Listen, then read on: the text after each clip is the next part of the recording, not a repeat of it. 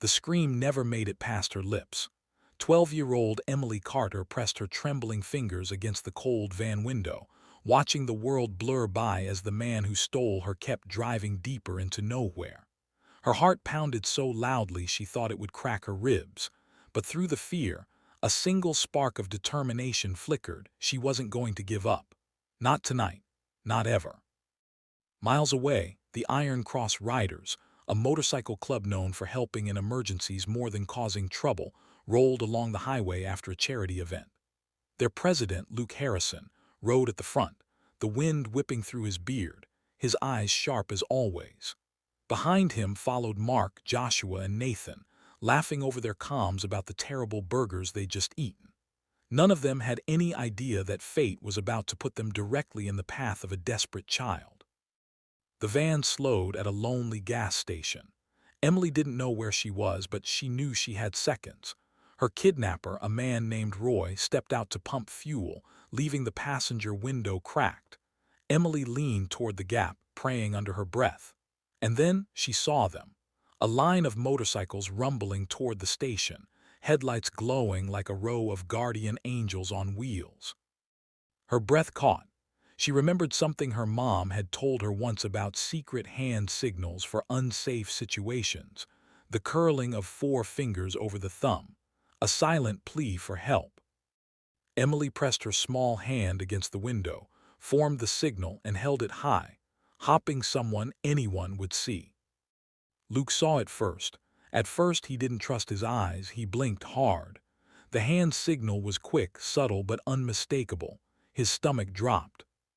"Boys, we've got a problem," he muttered through the mic.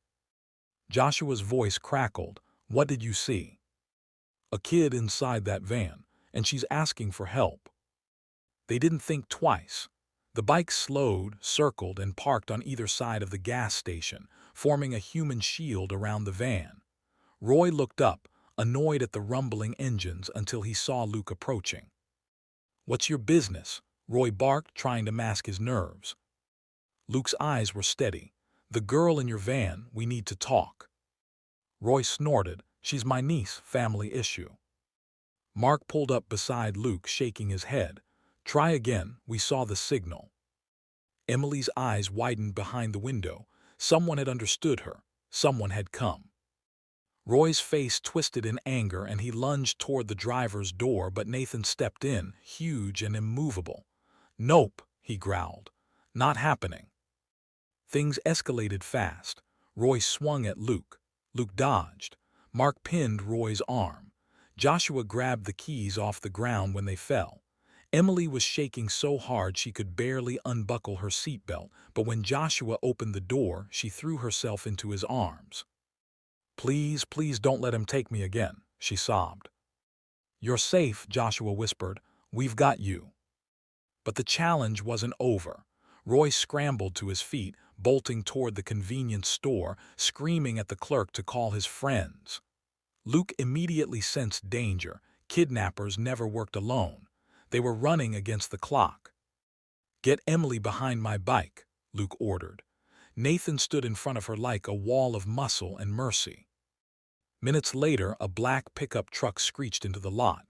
2 men jumped out, armed with pipes and fury. Emily's knees buckled. Those were the men who helped kidnap her. They were the reason she hadn't seen her mother in 32 hours. The bikers formed a protective semicircle. The attackers charged. The fight was messy, raw, and terrifying. Mark took a blow to the shoulder but didn't fall. Nathan disarmed the first man with a single swing. Luke pinned the second to the ground. Joshua shielded Emily with his whole body as she cried into his vest. Sirens wailed in the distance. The men froze. When the police arrived, Emily ran to the first officer she saw.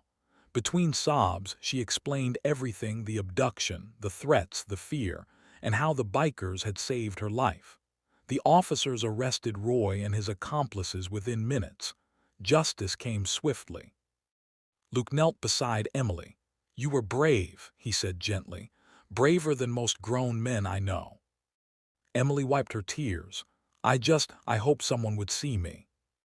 Joshua put a hand on her shoulder. and you found the right someone. Hours later, Emily's mother, Rebecca Carter, arrived. She ran across the lot and fell to her knees, pulling her daughter into her arms. The sob that escaped her was a mix of agony and relief. "Thank you," she told the bikers, her voice shaking. "Thank you for bringing my baby home." Luke simply nodded. She asked for help, that's all that mattered. The club escorted Rebecca and Emily home, making sure they were safe before riding off into the night. No applause, no reward, just the quiet pride of knowing they made a difference. And Emily, she never forgot the moment she decided to act, even when she was terrified. She learned something powerful that day: courage isn't the absence of fear, but the decision to fight through it. And those bikers, they carried the memory with them too, a reminder that sometimes the smallest signal can save a life, if someone is willing to see it.